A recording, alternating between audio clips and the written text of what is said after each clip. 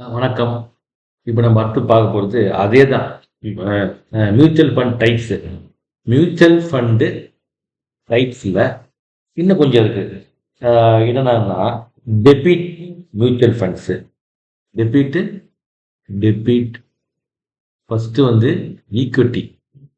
Equity இதை நான் first பார்த்தேன் இல்லையா, கம்பெனியோடது பங்கு, கம்பெனியோட ஷேர்.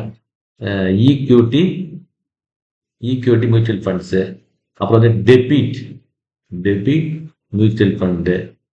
அப்புறம் வந்து பார்த்தீங்கன்னா ஹைப்ரிட் ஃபண்டு. அப்புறம் வந்து பார்த்தீங்கன்னா டெபிட் மியூச்சுவல் ஃபண்டு. நெக்ஸ்ட் வந்து ஹைப்ரிடு மியூச்சுவல் ஃபண்டு. அப்புறம் tax saving mutual fund. Tax saving mutual fund. Tax saving mutual fund. அப்புறம் solution oriented mutual fund. Solution oriented mutual fund. இந்த மாதிரி வந்து டைப்ஸ் வந்து நிறைய இருக்குது. இப்போ இதில் வந்து நம்ம ஈக்விட்டி மியூச்சுவல் ஃபண்டு பார்த்துட்டோம். இந்த டெபிட் மியூச்சுவல் ஃபண்டு இது இல்லையா, அப்படின்னா என்ன அப்படின்னா, டெபிட் மியூச்சுவல் ஃபண்டு அப்படின்னா என்னன்னா, அதாவது எந்த ரிஸ்க்கும் இல்லாம, அதாவது இன்வெஸ்ட்மெண்ட்டுக்கு எந்த பங்கமும் இல்லாமல், நம்ம போட்ட காசு போயிடுமோ அப்படின்னு பயப்பட வேண்டிய அவசியமே இல்லை. இன்வெஸ்ட்மெண்ட்டுக்கு பங்கம் இல்லாம ஒரு நிலையான வருமானத்தை எந்த மியூச்சுவல் ஃபண்டு கொடுக்குமோ அதுதான் டெபிட் மியூச்சுவல் ஃபண்டு. அதாவது போட்ட முதலீடுக்கு எந்த பங்கமும் வராது. ஆனா ரிஸ்க் ஃப்ரீ இன்ட்ரெஸ்ட். இது ரிஸ்க் ஃப்ரீ இன்ட்ரெஸ்ட். அது இன்ட்ரெஸ்ட் வந்து ரொம்ப கம்மியாகும். எவ்வளோ வரும்? 6% தான் வரும். 6 to 7%. 6 to 7, 6% தான் வந்து இன்ட்ரெஸ்ட். அது பேர் தான் டெபிட் ஃபண்ட். டெபிட் ஃபண்ட் வந்து என்ன அர்த்தம் அப்படின்னா வந்து சிம்பிளா தமிழ்ல சொல்ல போனா, டெபிட் ஃபண்டுனா வந்து கடன் பத்திரம். இப்போ ஒன்றும் இல்லை, இப்போ ஒரு நாடு இருக்குது. இந்த நாடு வந்து என்ன பண்ணுதுன்னா, அந்த நாட்டில் இருக்கிற இன்ஃப்ராஸ்ட்ரக்சரை கொஞ்சம் டெவலப் பண்ணோம். அது எப்படி பண்ணோம்னா, இந்த உலக வங்கிக்கிட்ட இருந்து கடன் வாங்கும். உலக வங்கிக்கிட்ட இருந்து கடன் வாங்கி அந்த நாட்டினுடைய இன்ஃப்ராஸ்ட்ரக்சர், இப்போ வந்து ரோடு போடும், இந்த ட்ரெயின் ரூட்டு அமைக்கும், பாலம் கட்டும், ஸ்கூல் கட்டும், அது மாதிரி இருக்கு இல்லையா. இது மாதிரி வந்து இன்ஃப்ராஸ்ட்ரக்சருக்கு ஒரு நாடு, உதாரணத்துக்கு நம்ம இந்திய நாடு வந்து என்ன பண்ணோம், உலக வங்கிக்கிட்ட இருந்து கடன் வாங்கும் இல்லையா, கடன். அதே மாதிரி இன்னொரு வந்து நாட்டுக்கிட்டேயோ உலக வங்கிக்கிட்டயோ கடன் கேட்காம கடனை வந்து மக்கள்கிட்டே கேட்டு வாங்குறது. அப்ப என்ன பண்ணணும்னா, கவர்மெண்ட்டு இவ்வளோ பணம் தேவை அப்படின்னு சொல்லிட்டு கடன் பத்திரம் வந்து ரெடி பண்ணிடும். ரெடி பண்ணிட்டு அப்போ என்ன பண்ணுவாங்கன்னா, மக்கள் வந்து அந்த பத்திரத்தை வந்து வாங்குவாங்க. சரி, அப்போ என்ன பண்ண கவர்மெண்ட்னா,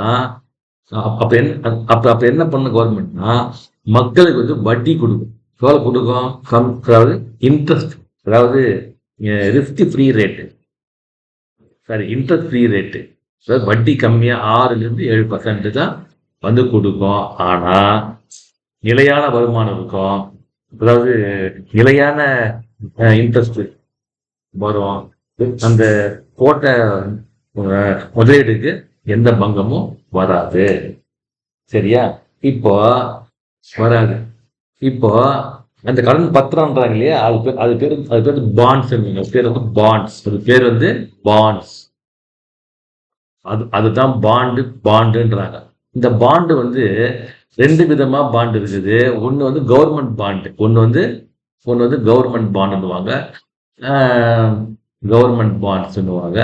இது வந்து பார்த்தா 2 கவர்மெண்ட் கொடுக்கும். அதாவது சென்ட்ரல் கவர்மெண்ட்டும் கொடுக்கும், சென்ட்ரல் கவர்மெண்ட்டும் தேவைப்பட்ட பாண்ட் ரிலீஸ் பண்ணோம். அதே மாதிரி வந்து ஸ்டேட் கவர்மெண்ட்டும் தேவைப்பட்ட பாண்ட் வந்து ரிலீஸ் பண்ணோம். இந்த பாண்ட் என்ன பண்ண, மக்கள் ஆகிய வந்து நம்ம வந்து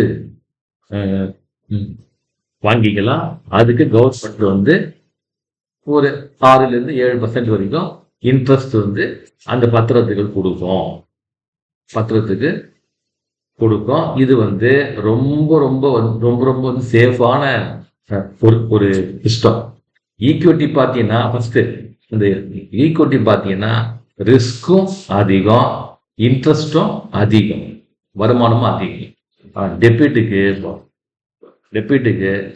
வருமானம் கம்மி, 6-7% தான் நமக்கு வந்து கிடைக்கும். ஆனால் ரொம்ப வந்து சேஃபான ஒரு முதலீடு அப்படின்னு வந்து நம்ம தெரிஞ்சுக்கணும். இப்போ இந்த பாண்ட் வந்து பார்த்தீங்கன்னா கவர்மெண்ட்டும் ரிலீஸ் பண்ணோம், அதே மாதிரி வந்து கார்பரேட்டும் ரிலீஸ் பண்ணோம். அது பேர் வந்து கார்பரேட் பாண்ட்ஸ், பேர் வந்து கார்பரேட் பாண்ட்ஸ்ன்னு பேர். சரியா? என்ன வித்தியாசம்னா, இப்போ ஒரு கம்பெனி இருக்குது, ஒரு ஒரு ப்ராஜெக்ட் பண்ண ஆரம்பிக்குது. அந்த ப்ராஜெக்ட் வந்து ஒரு 6 மாசமோ இல்லை வந்து ஒரு வருஷமோ பார்த்தீங்கன்னா, அதாவது ஒரு குறுகிய காலகட்டம். அதுக்கு ஒரு 100 கோடியோ ஒரு 1000 கோடியோ வந்து பணம் வேணும். இப்போ என்ன பண்ணணும்னா, இந்த கார்பரேட் வந்து பாண்ட்ஸ் வந்து ரிலீஸ் பண்ணோம். ஓகேவா? ஆனால் என்னன்னா, கவர்மெண்ட் பாண்ட்ன்றது வந்து 6-7% தான் வந்து கொடுக்கும்.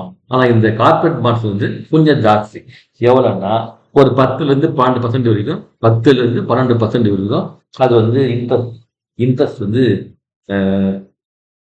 கொடுக்கும். இப்போ உதாரணத்துக்கு கம்பெனி இல்லையா, இப்போ A rate company, B rate company இல்லையா, அதாவது தரம் A rate company, B rate company பார்த்தீங்கன்னா ஒரு 11-12% வரைக்கும் கொடுக்கும். 11-12% வரைக்கும் இன்ட்ரெஸ்ட் வந்து கொடுக்கும். இந்த சி ரேட் கம்பெனின்றது கொஞ்சம் அதிகமாக, இந்த மோர் தென் 12% வந்து ரொம்ப போகாது. 12-13 அவ்வளோதான், 13 அவ்வளோதான் கொடுப்பாங்க.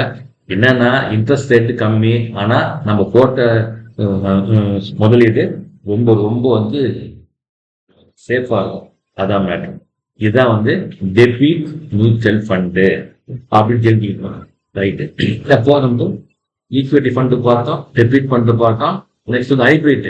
அதாவது இது என்ன ஃபண்டுன்னா, ஹைபிரிட் மியூச்சுவல் ஃபண்ட் என்ன ஆச்சுன்னா, எல்லா பணத்தையும் எடுத்துன்னு போய் ஈக்விட்டிலே போடாம கொஞ்சம் ஈக்விட்டிலையும் கொஞ்சம் டெபிட்லையும் போடுறது தான் hybrid mutual fund. Hybrid mutual ஃபண்டுன்னு பேர். ஓகேவா? அதுக்கப்புறமா வந்து டேக்ஸ் சேவிங் ஃபண்டு இருக்குது. டேக்ஸ் இப்போ நம்ம வருஷம் என்ன பண்ணோம், இன்கம் டேக்ஸ் வந்து டேக்ஸேஷன்ல இப்போ என்ன பண்ணுவாங்கன்னா, எல்லாம் இந்த எல்ஐசி பாலிசி தான் பெறுவாங்க. அவங்க இது என்ன ஸ்கீம்னா, இது வந்து மார்க்கெட்லயும் இன்வெஸ்ட் பண்ணுவாங்க. இன்ட்ரெஸ்ட் ரேட்டும் நமக்கு ஜாஸ்தியாகும், எல்ஐசியை விட நமக்கு வந்து ஜாஸ்தியாகும். அது இல்லாம வந்து நம்ம டாக்ஸுக்கும் இந்த மியூச்சுவல் ஃபண்ட் வந்து யூஸ் பண்ணிக்கலாம். அது என்னன்னா, எந்த செக்ஷன்னா 80C என்ற செக்ஷன்ல இந்த பணத்தை, இன்வெஸ்ட்மெண்ட்டை நம்ம வந்து காமிச்சு வரி விலக்கு நம்ம வந்து பண்ணிக்கலாம். இந்த டாக்ஸ் சேவிங் இல்லையா, அந்த டாக்ஸ் சேவிங் மியூச்சுவல் ஃபண்ட் இல்லையா, அந்த ஸ்கீமோட பேர் வந்து இஎல்எஸ் வரும். இஎல்எஸ்எஸ் வரும். என்ன அர்த்தம்னா, இஎல்எஸ்எஸ்னா இஎல்எஸ்னா வந்து equity linked saving scheme. Equity linked saving scheme பேரு. இதுல என்ன ஒரு மேட்டர்னா, இது வந்து 3 இயர்ஸ் வந்து login period. 3 years login period. நீங்க என்ன பண்ணணும், 3 வருஷத்துக்கு நீங்க பணம் கட்டி ஆகணும். 3 வருஷம் கழிச்சு தான் நீங்க பணத்தை வந்து வித்ட்ரா பண்ண முடியும். நீங்க இப்ப பணம் கட்டினே வரீங்க, டக்குன்னு பணம் வேணும்னா டக்குன்னு பணம் எடுக்க முடியாது. 3 வருஷம் கழிச்சு தான் பணத்தை வந்து நீங்க வந்து வித்ட்ரா பண்ண முடியும் அப்படின்னு தெரிஞ்சுக்கணும். அப்புறம் பார்த்தீங்கன்னா லாஸ்ட் ஒன்று வந்து solution oriented mutual fund. Solution oriented mutual fund தான். அப்படின்னு என்ன இருக்குன்னா, ஒரு எய்ம், ஒரு வந்து டார்கெட்டு. இப்போ எனக்கு நான் வந்து ரிட்டையர்மெண்ட் ஆகும்போது எனக்கு ஒரு அமௌண்ட் வரணும், லம்பா ஒரு ஒரு ஒரு பெரிய பணம் வரணும், இல்லை என் பசங்களுக்கு வந்து கல்யாணத்துக்கு ஒரு அமௌண்ட் வரணும். அது போல வந்து சொல்யூஷன் ஓரியன்டா கூட நம்ம வந்து மியூச்சுவல் ஃபண்டு சூஸ் பண்ணி அதில் வந்து இன்வெஸ்ட் பண்ணலாம் அப்படின்றத வந்து நான் வந்து தெரிவிச்சுக்கிறேன். இப்போ இது வரைக்கும் பார்த்த வரைக்கும் மியூச்சுவல் ஃபண்டோட டைப்ஸ் தான் நம்ம வந்து பார்த்துட்டோம். இனிமேல் வந்து இந்த ஃபண்டை வந்து எப்படி நம்ம வந்து சூஸ் பண்ணலாம், எந்த பேராமீட்டர்லாம் பார்க்கலாம், ஸோ அப்படின்றத பற்றி நம்ம வந்து பார்க்கலாம். Okay, thank you very much.